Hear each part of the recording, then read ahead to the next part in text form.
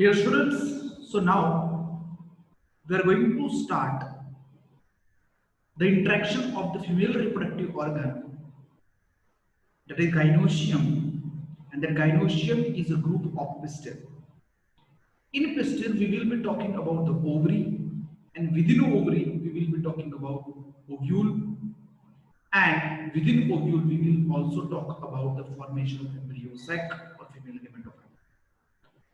So in this further part, we will be mainly focusing on this data.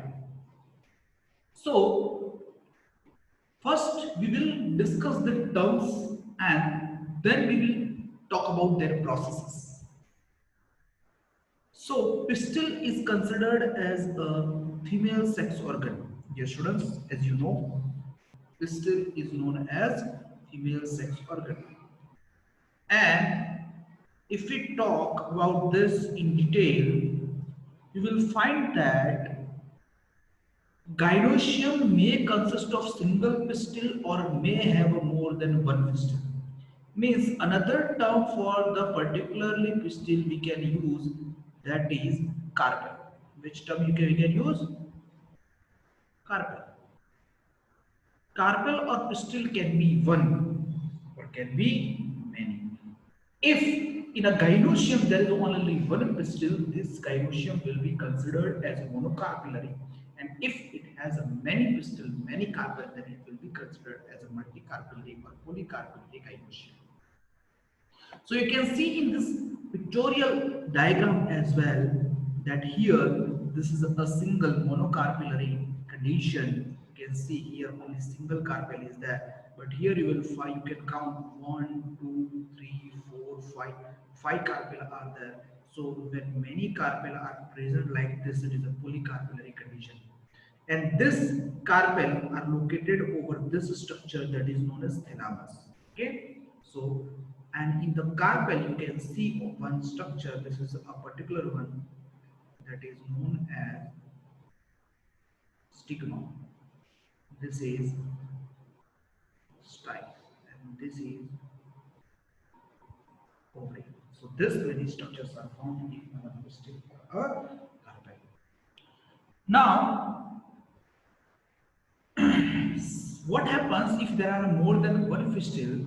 These pistils are either fused or free. Now the interesting thing is that when we are talking about the fusion of this pistil or freeness of this pistil, you can see in the previous diagram here that these carpels which are shown here multiple, but they are free, not completely fused with each other. But if they fuse, the fusion occur through ovary. Means, according to the statement, if there are more than one, the pistils may be fused together. When pistils are fused, it is known as syncarpus condition. Which condition? Syncarpus means carpels are fused. And the fused carpels are found in case of the hibiscus and Papaver somniferum. Hibiscus is nothing but Hibiscus rosa sinensis, that is China rose. And they can be free. Apocarpus means free carpels are there, they are not fused by the ovary. But in syncarpus, they are particularly fused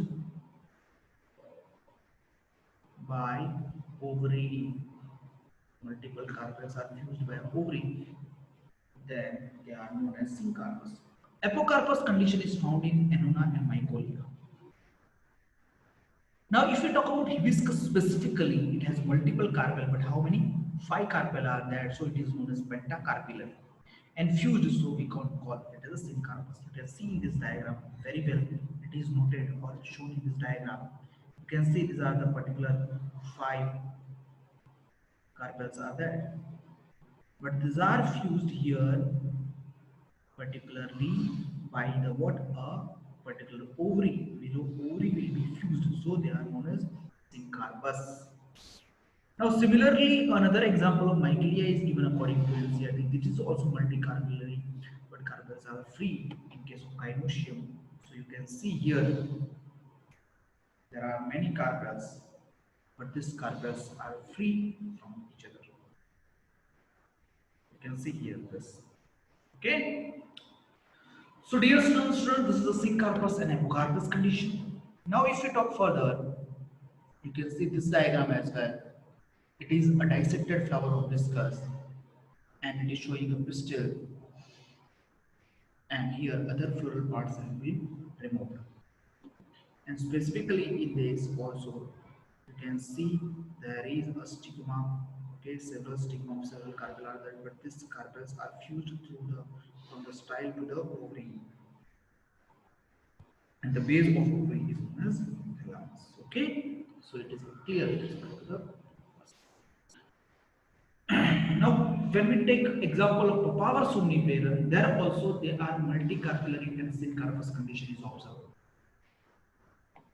You can see here the power somniferum, that is a opium, you know that, and in opium you will find the particular stigmatic disc like this, and in stigmatic disc you will find a particular cone-like structure here.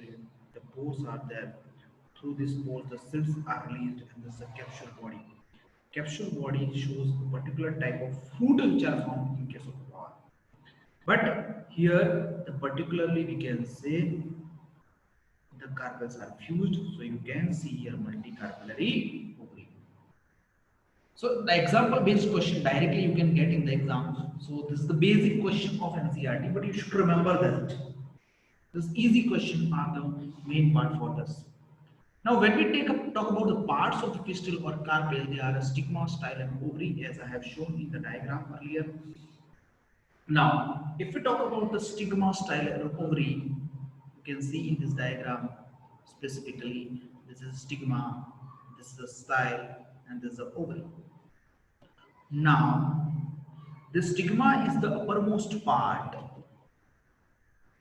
and it is somewhat branched or it is broader, and the pollen grain are come and bind here. The pollen grain bind here like this. It is the pollen grain. This can come and bind here, and from within the pollen grain, you will see the development of a pollen tube like this. Okay, and pollen tube passes to the style. So style is a long stalk like structure, and you can see ovary is the basal ovule containing region. Now in ovary, you can see that there is a presence in ovary. If we see, we can find ovarian chambers like this. Either it can be one, two, or many. And in ovarian chamber, we find the presence of ovule like this. Okay, so this is ovary, but in that ovary you will find this ovarian chamber, and this ovarian chamber are known as locule, and in locule the particularly you will find this one, that is a ovule. So locule is nothing but ovarian chamber. So if there is a one locule, that ovary is considered as a unilocular. If there are many locules, it will be, or two locules, it is bilocular. If there are many locules, then it will be considered as multilocular ovary. Okay, and that locule has a ovule. Either it can be one ovule or it can be many ovule. But ovule are attached to a structure that is known as placenta. So if I make you understand placenta, if I talk about location of placenta, placenta is found here, to which particularly these ovules are attached. So let's talk further, and mainly here we will be talking about the ovule, and ovule is considered as integumented megasporangium.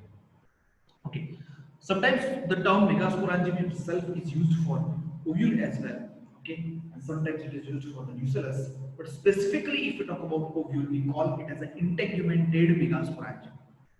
Okay, now just we have studied that ovary has ovarian cavity or a locule with one or more chamber, that is a locules, and the placenta is located inside this ovarian cavity. Now, if ovules are present in ovary more than one, or it can be one, this ovule are going to form a silk. What they are going to form? They are going to form a seed or ovule get transformed in seed during the fruit formation. So if there is a one ovule in the ovary, then the fruit will have only single seed. If there are many ovules within the ovary, then they can be formed a particular fruit with the multiple seeds. So if you see here, you can see this is the particular example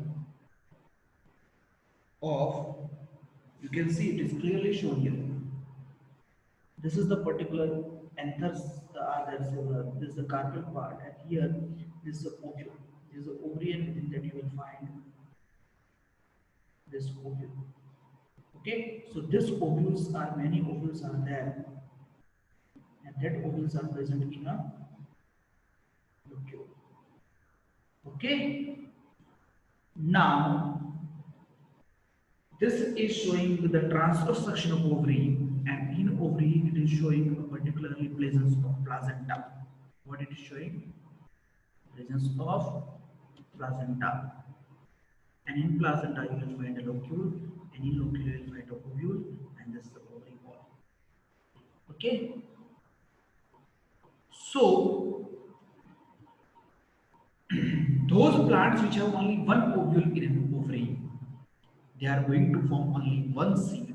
So either you can take a wheat, either you can take a paddy, or either you can take a mango. These all have a single seed, means they have derived or they have transformed from the particular ovary having a single ovule.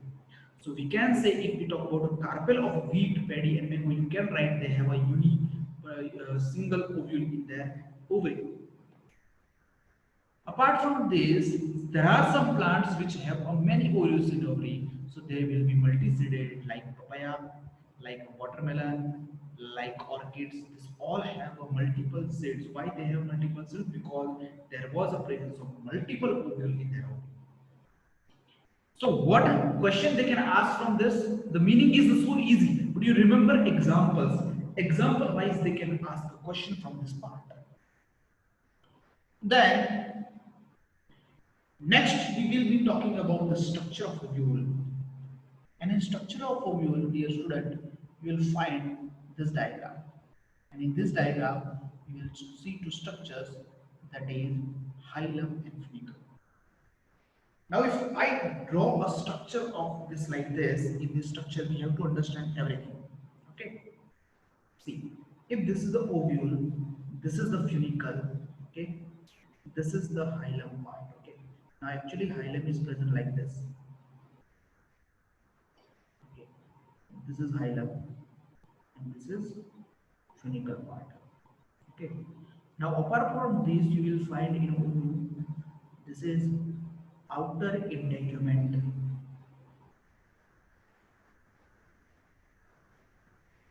and this is inner integument.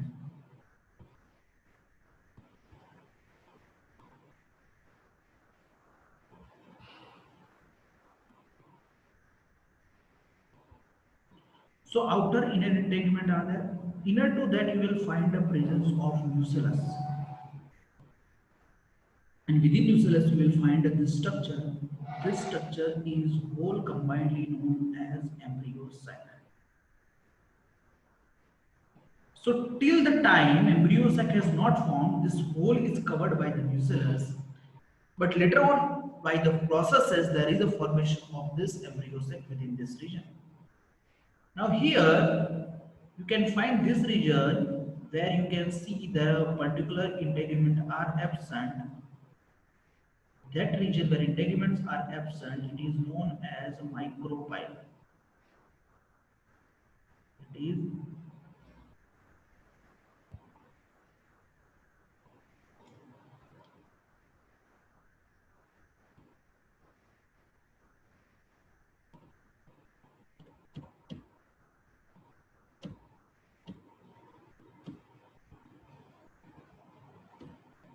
okay. Dear students,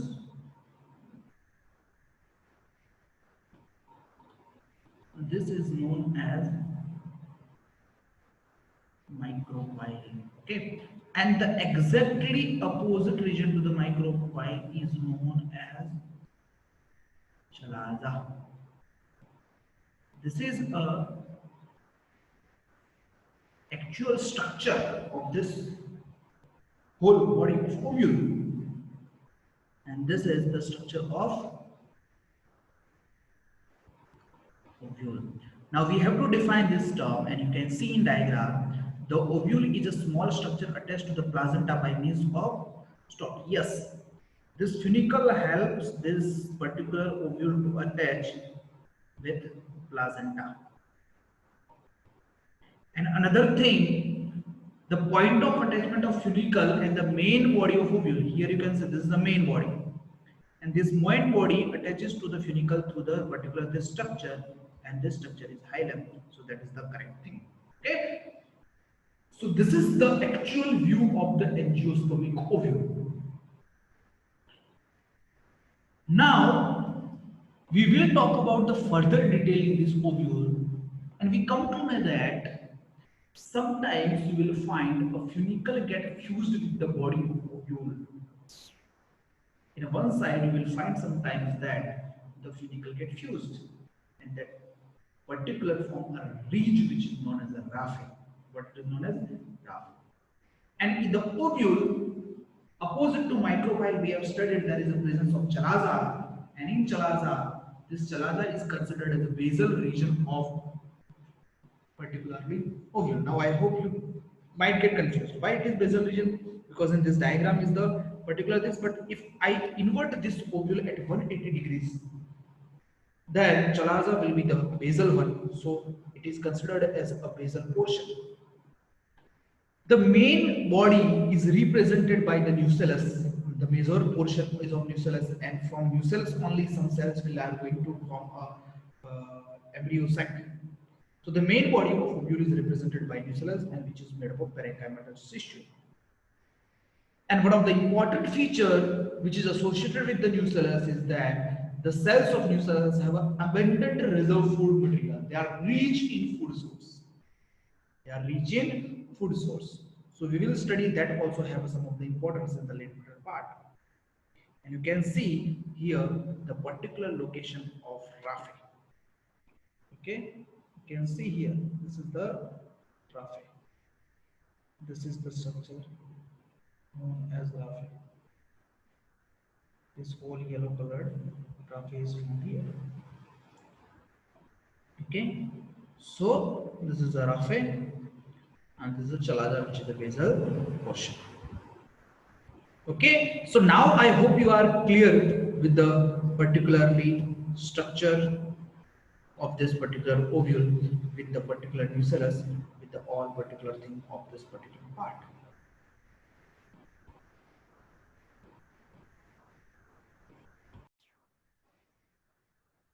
Now, after understanding the particular ovule structure, let's talk about the different types of nucellus. You know that nucellus is a diploid structure and which is forming a major main body, but this is of two types. One is crassinucellate,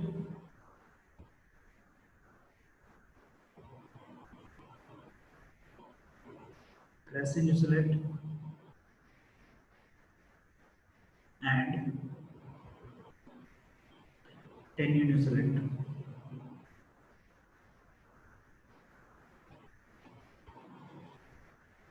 Now in crassinucellate, what happens? You will find that in case of crassinucellate specifically, the nucellus is massive. Nucellus is massive, means it is large, not it is well developed. Whereas sporogenous tissue, which are present in nucellus, are deeply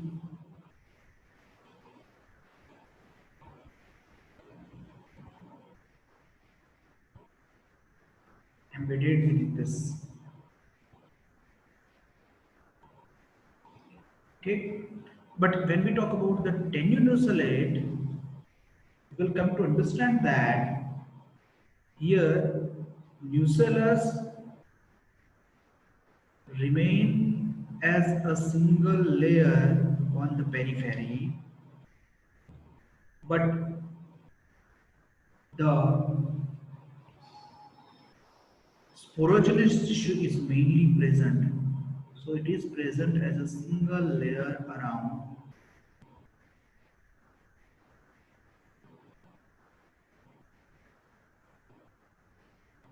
sporogenous tissue.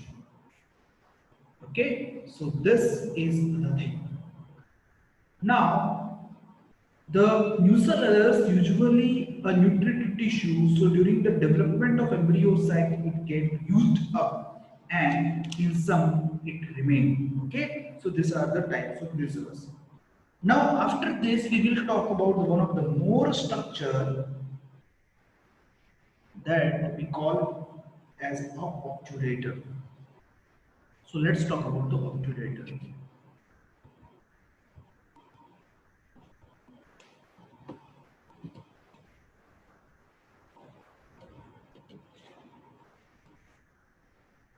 So if we talk about obturator, we have to understand where it is present and what is the function of this.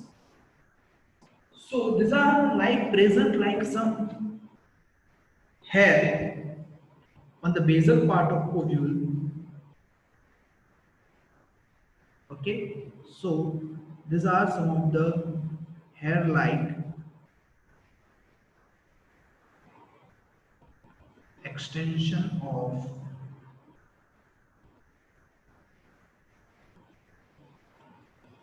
or outgrowth of funicle. And the role of this obturator is the growth or to guide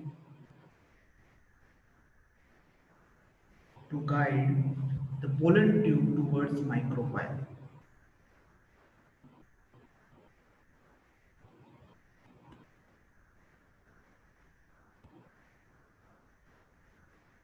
Okay, so this way this obturator will work. Now after that we have also understood that there is a two protective envelopes around the nucleus that are known as integments, and the region where integments are absent they are known as micropyle. So this is all about the structure of ovule. Now on the basis of number of integument we will be classifying ovule in the following types, and they can be unitegmic, bitegmic, ategmic. So here first we are going to talk about unitegmic ovule. Unitegmic ovule means, dear students, the ovule with one integument. Means if ovule has a one, see, this is the one of the important characteristic feature of gymnosperm. Because in angiosperm you usually find the presence of two integument. In gymnosperm you will find the presence of one integument. So ovule with one integument is unitegmic ovule. And this unitegmic ovule is found in members of gamopetalae. Now here and gymnosperm. Here the term gamopetalae is used, and gamopetalae means gamo means fused.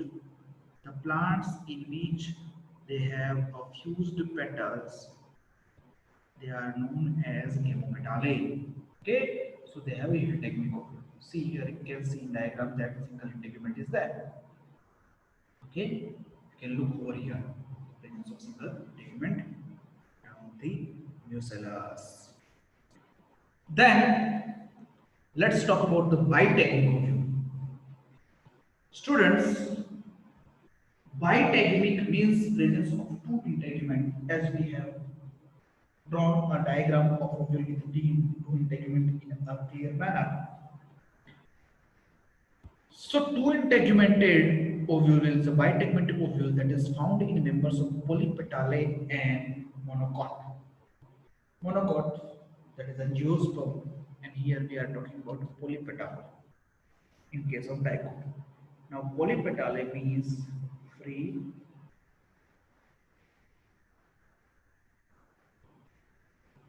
petals containing plants.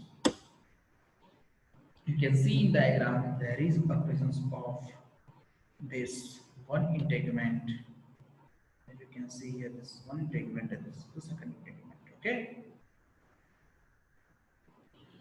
Next to that, there are some ovules in which you will not find the presence of integument. They are without integument or integument is absent. So this type of ovule are known as ategmic, and this ategmic ovule are found in centellum and loranthus. Loranthus is one of the example, which is a parasite plant. Okay. So this till this we have discussed the types based on the number of integument. But now on next we are going to talk about the different types of ovule based on the relative position of micropyle, body of the ovule and funicle. Okay, so what we are going to talk? Types of ovule based on micropyle, body of ovule, and funicle. Means that is showing the degree of curvature. These ovules are of the following types. So let's talk about the first type, that is orthotropous ovule.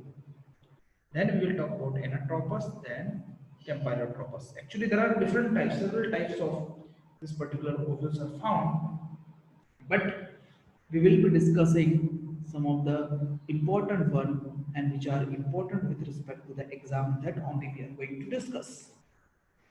Now, first, if we talk about orthotropous ovule, this is usually found in gymnosperm. And in this, all micropyle, chalaza, and funicle, means we can say micropyle, body of ovule, and funicle are in a straight line. And this type of arrangement is found in most primitive type of ovule. And this is also called as incurved ovule. Okay, you can see this in the pictorial diagram. It is clearly shown here that here it is a funicle, here it is a chalaza, and here you will find a micropyle. Okay, and this all are in a straight line like this. So because of this, it is known as what? Orthotropous ovule. And this ovule is found, as I have told you now, just now, that it is found in case of the particular gymnosperm. So you can see here the example of cycas, polygonum, and viper, and it is the most common in gymnosperm. Yes, I hope. So one thing we have discussed just before this, that unitary ovule are common in gymnosperm, and orthotropous ovule are also present in gymnosperm. Means gymnospermic ovule are unitary and orthotropous. Most. Then another type of ovule is anatropous. Anatropous is an inverted ovule. Here, microville means a body of ovule show a 180-degree rotation, and when compared to the orthotropous. So it is inverted ovule, and here micropyle lies close to hilum or at the side of hilum. But in orthotropous, what we have studied, what we have seen, we have seen that micropyle it is at the opposite end, and chalaza and funicle are at the opposite end because they are in straight line. But here it is showing that this micropyle lies close to the fine funicle or side of this, and here the diagram is here. You can see this was earlierly it was like this.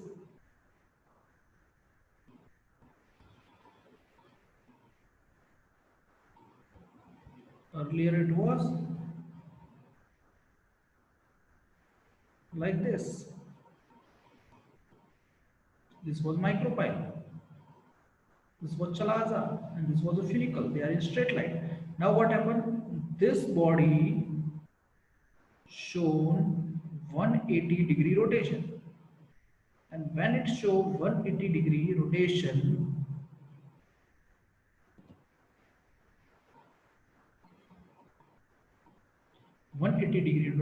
the board, the micropyle from here will reach to here. Okay, the micropyle will reach to here, near to the funicle, and the chalaza will be on the opposite end, and this type of ovule are known as anatropous. So curvature is of ovule is 180 degree and it is the most common in case of angiosperm. So it is found in 82% of angiosperm families, specifically Asteraceae, which include Triodex and Helianthus anus like examples. Then after Anatropus, we will be discussing another type of ovule that is Campylotropus. Here ovule is curved more or less at right angle to the funicle and micropyle end is bent downward. See here. This is the diagram. What it is showing?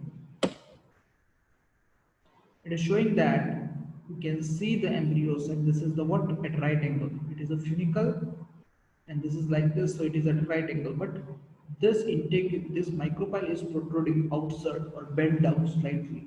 So it is a campylotropous and it is found in members of Leguminaceae like P is the example and Cruciferous. Sometimes we can find example P, which type of wood is found, then it is a campylotropous. Okay. Now we have just seen one more type before this, that is anatropous. Sometimes what happens, this is at right angle, then it is known as hemi-anatropous. If the body is not showing a 180 degree, but it is showing just 90-degree curvature, then it is hemi-anatropous. And after showing a 90 degree, if it's showing a bending of microbell, then it is a campylotropous. Okay. Then we will be discussing some of the questions regarding whatever we have studied till now. Okay, I hope you are getting this, yeah. Na? So why? Because you have to deal with this in detail, and we have to focus on each and every statement, of NCRT. So many questions have been asked in the previous examinations. So first we are going to deal with the question that ovary with many ovular presentees means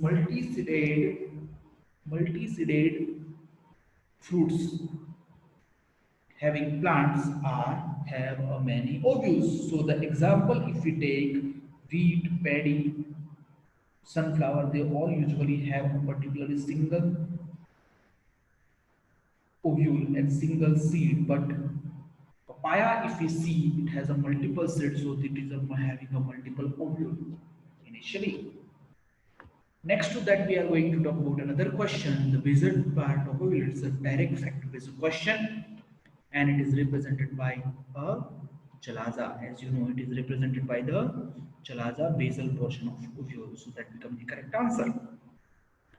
Next to that, we are going to talk that ovules are unitechnic and anatropous in the member of C. Unitechnic, okay, and the anatropous. Anatropous are found in angiosperm. But unitechnic, if we say, then it is found in case of the sunflower family, that is Asteraceae. Okay, so it is a fact-based question you have to remember. Because there are some exception angiosperm, sunflower is angiosperm, but in that the integuments are not two, only one. Okay. So till now we have discussed about the arrangement of carpel, structure of carpel, how the carpel are either fused or free in carpel, how ovary are there in ovary, how the ovule is present, what is the structure of this, and in ovule what is the nucellus, types of nucellus, types of ovule, that all we have discussed on the basis of different pages. But now within a ovule we will find a formation of egg. But before formation of egg, there should be a formation of megaspore. And for that, the process which take place, that is known as megasporogenesis. This process is known as megasporogenesis. Okay, so let's talk about the megasporogenesis in detail.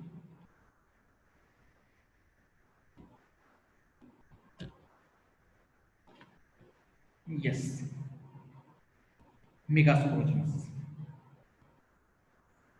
By hearing a term, you can see that the genesis means synthesis. And genesis or synthesis of what? Megaspore means megaspore. Dear students, what happens here? These megaspore are synthesized from the megaspore mother cell by a meiosis, and this process is known as megasporogenesis.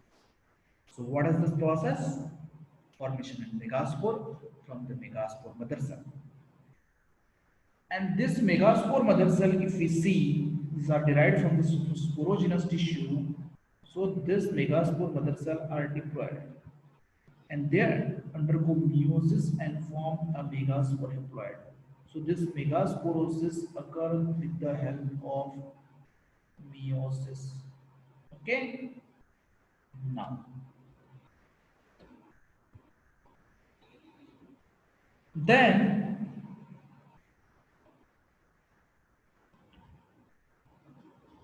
what, where, how this megaspore mother cell get derived?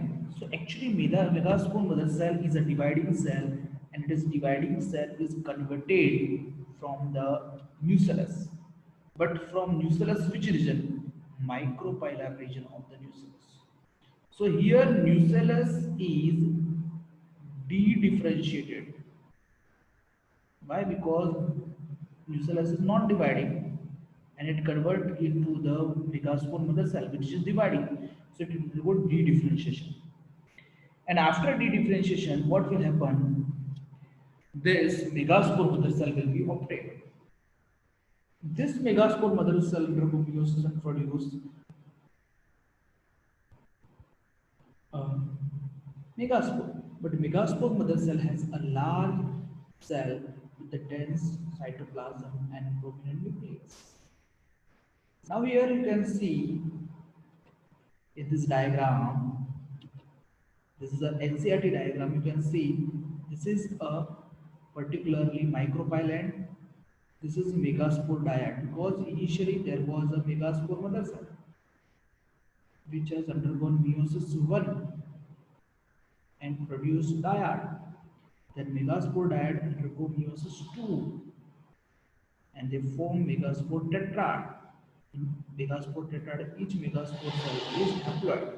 So four haploid megaspore are produced by megasporogenesis through the meiotic division. So they are haploid. Now what happens here? We will talk about a particular female gametophyte formation. So now this megaspore will undergo certain changes and certain divisions of the nucleus and it will form an embryo sac. So till now we have studied how megaspore is produced within the ovule. Now this megaspore will give rise to form an embryo sac. So what, how it will produce? Now after this four megaspore, three degenerates. Dear students, if you see this diagram, in this, what happens? This is a micropellet, this is a chalazine. Now the interesting thing is that the three megaspore out of four get degenerate. Only one survive and that is of which end? Chalaza end.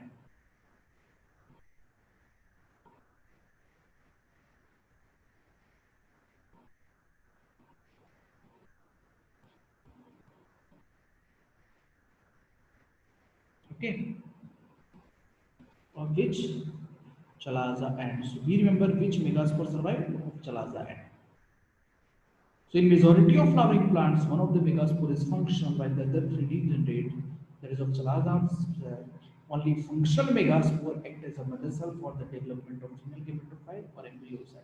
Means functional megaspore is going to form an embryo cell. So the question is how this is going to form. This particular, in this only one megaspore is involved. So this development of embryo sac from one megaspore is monosporic development.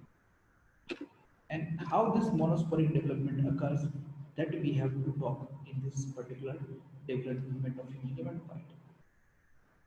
Now, functional megaspore have a nucleus and that divide mitotically to form a two nuclei. Okay, and then this process is going to occur in the event. So that we are going to draw and show. I will draw and show you a particular Excel formation. See, from megaspore formation of embryo sac or Excel, this process is going to known as mega gametogenesis. See, suppose we have this remaining functional megaspore. This functional megaspore is haploid and it has a single nucleus. Now it has a single nucleus. Now this undergo free nuclear division. Free nuclear division means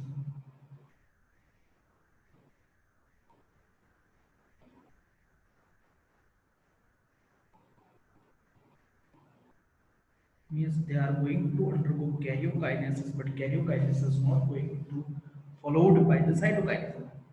So this megaspore, after a free nuclear division, that is mitosis, it has a two nucleus. This two nucleus move to the opposite pole. After reaching the opposite pole, these two nucleus are going to divide by the mitosis, and that is also free nuclear mitosis. And when the free nuclear mitosis will occur, karyokinesis will occur, this will form two nucleus, and here you will find a two nucleus. Further again, it will undergo free nuclear division, or we can call mitosis, and this four cell will form eight nucleus. Out of this eight nucleus, one nucleus will come to the again to center. And when out of this four nucleus at each pole, one nucleus is going to reach the center. So the diagram will be like this.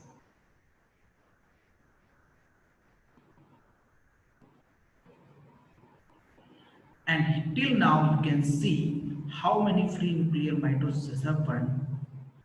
And these are one, this is the second one, and this is the third one. Now at the end, at a time, cytokinesis will occur, and that will form an embryo sac. If the cytokinesis will occur, you can see this embryo sac will have, suppose this is a particularly micropyle region, or this is a particularly, if this is a chalaza region,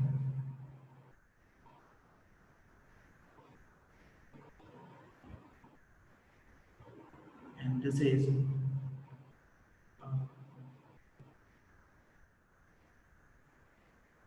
micropyle end, then at the micropyle end you will find the two synergid and one egg cell.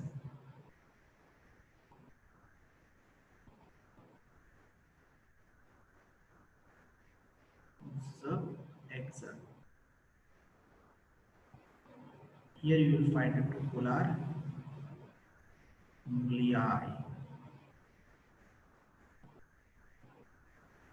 and here you will find specifically antipodal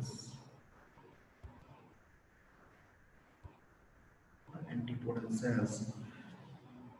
Now this cell is the central cell which has a two polar nuclei. You can see this is the central cell actually, and central cell has a two polar nuclei.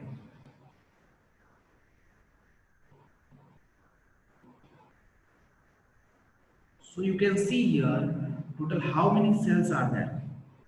This two synergid, one egg cell, three, this central cell, fourth one, and this three. So total 7 cells are there, but nucleus are 8. So this embryo sac will be considered as monosporic because it is developed from single megaspore, and it has 7 celled, 8 nucleated embryo sac formation. So let's talk further. As you can see, I have shown you this particular, this is the development in NCERT diagram. It is shown like this. You can see here, as I have just made you to understand this. Here, these are the one megaspore. If it is there, it has a single nucleus. Then undergo two to four, four to eight. Then one will go to the center. So two polar nuclei will be formed. They are haploid. So central cell is haploid. You can write it is n plus n. Okay, synergid are haploid. XL is haploid because they are derived from the megaspore, and megaspore is haploid. So antipodals are haploid. So this embryo sac is also haploid. At chalazal end, you will find antipodals which are three in number. Polar nuclei are two in number. Central cell is only one. XL is one. Synergid are two. And in synergy, you will find the presence of finger-like projection towards the micropyle end, which are known as filiform apparatus. Apart from that, in synergy, you will find that they have a filiform apparatus, but this is a nucleus and this is a vacuole. What it is? It is vacuole. But this vacuole is present towards the chalaza side, towards the egg side. Okay, and the nucleus you can see it is present towards the micropyle. So nucleus toward micropyle, vacuole toward the gelana. But you can see this is the egg cell. In egg cell, nucleus is shown inside. So nucleus is toward the gelana, then vacuole which should be present in egg cell that will be toward the micropyle. Means this egg cell and this synergy are showing a opposite what a nucleocytoplasmic polarity. Nucleocytoplasmic polarity opposite, because nucleus is toward the micropyle and its synergy, but it is toward the chalaza and in case of exon. Okay, so you should remember this structure. This is a embryosac which is a polygonal type, which is a monosporic, and it is 778 nucleate condition. So it is of interest to note that mitotic division are strictly free nuclear division because these are not followed immediately by cell wall formation. Cell wall formation or cytokinesis occur at the end.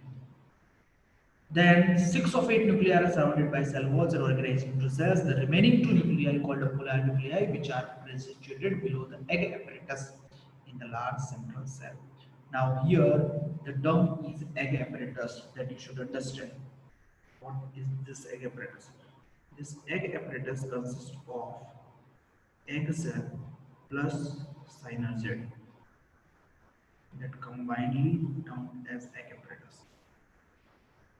Later on, the characteristic distribution of the cell within the embryo sac is like this which we have discussed in detail, the seven-celled nucleate structure. And by observing the distribution of cell inside the embryo sac, we can came to know the different cells. And we have just discussed the egg apparatus, two synergid, one egg cell. Synergid have a special cellular technique at the micropyle that is known as filiform apparatus. And what is the important role of this filiform apparatus? To guide the developing pollen tube into the synergid. Now, dear students, you should remember this important thing in this part. This is the embryo sac actually. And here, this red line which is showing a particular filiform apparatus towards the pollen tube is guided in embryo sac. But we have already discussed the obturator that is also guided in the particularly a pollen tube. But we remember it is guiding a pollen tube towards the micropyle end of ovule, not embryo sac. Within a ovule towards the micropyle and the pollen tube is guided by the obturator. But within the embryo sac, it is guided by the filiform apparatus. So that difference you should understand. Okay. So in this, antipodals are also known as vegetative cells. They are present towards the chalaza cells. You know in detail very well this diagram. But the large central cell has a two polar nuclei. We have discussed this. Thus, a typical angiospermic embryo sac has an 8 nucleate and 7 cell condition. Then, if we talk about structure of embryo sac, we have discussed that in.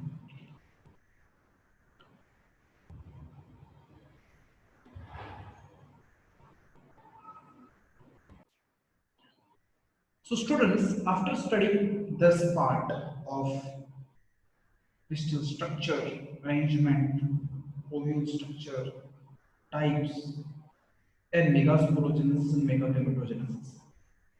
Ultimately, egg cell is produced within embryo cell.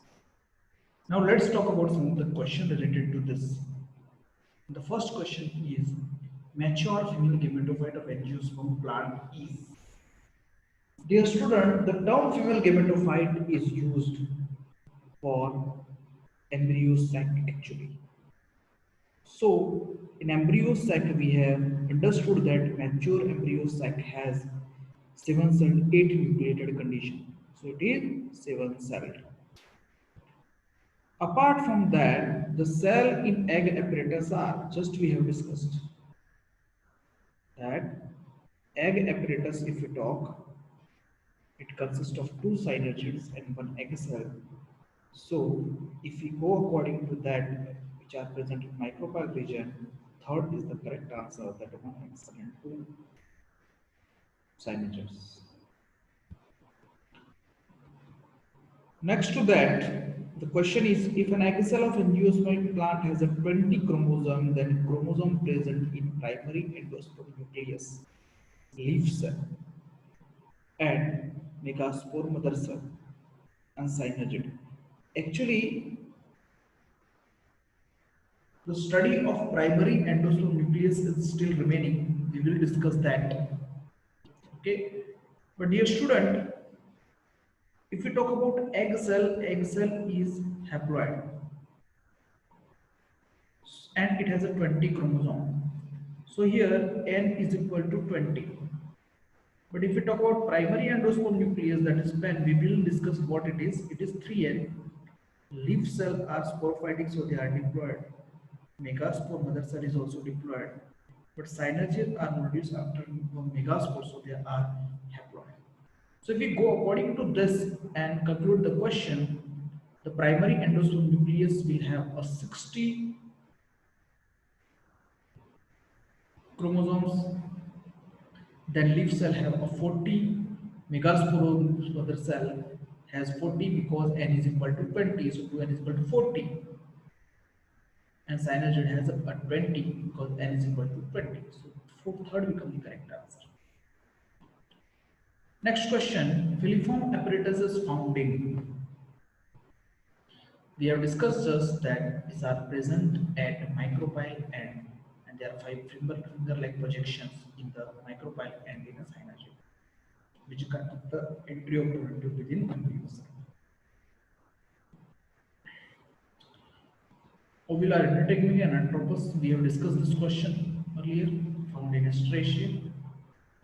Which of the following ovule is commonly called inverted ovule? Dear student, inverted ovule is the ovule which show 180-degree rotation with the body. Then it should be an anthropos.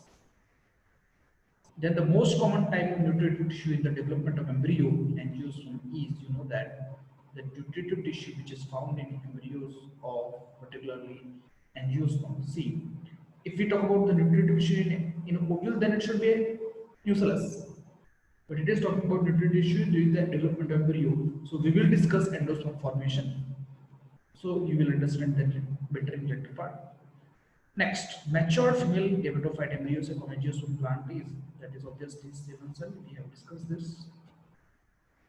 Ratio of cells present in fully developed male and female gametophyte. Now, fully developed male gametophyte is specifically a pollen grain, and in the developed pollen grain have a 3-celled condition with the 2 male gamete and 1 vegetative cell. But when we talk about female gametophyte, that is embryo sac, it has an 8 nucleated 7 cell. So in male gametophyte pollen grain 3 cells are there, and in female gametophyte 7 cells are there. So 3:7 is the correct ratio. Next question is, nucellus is synonymous with, it is synonymous with the megasporangium. Because integumented nucellus will be considered as a ovule. Sometimes megasporium term is also used for the ovule. Next question. Egg apparatus, just we have discussed one synergid and two. However, 2 synergid and 1 egg cell. Yes, again one question with respect to the what? A particular one. But here We have not studied syngamy and triple fusion till now, so we will discuss this question in the later part after studying the double fertilization. Binucleated cell in embryo sac is, yes, it is the central cell because it has a two polar nuclei. Which one represent a junction between ovule and funicle? Dear students, we have discussed that hilum act as a junction between the funicle and the ovule. We have studied this in the diagram form. Okay. Next to that, basal part of ovule is represented by, yes, it is represented by the chalaza. It is also NCERT based question. You should remember this. In which of the following plant ovary styles are fused but stigmas are free? We have discussed that in case of hibiscus that they show a syncarpous condition, and in this particular stigmas are free. Ovary with many ovules are present in those which have a multiple set. So papaya should be the correct answer. Okay. So dear students, we have dealt with the female reproductive organ and the formation of egg cell. In the previous lecture, we have studied about the formation of male gamete in the pollen grain. Here we have studied formation of egg cell in case of the particularly embryo cell. Now we will be talking about the pollination in next lecture, and then we will talk about the fertilization. Okay, so I hope you have understood this particular part in detail, and till next lecture, thank you.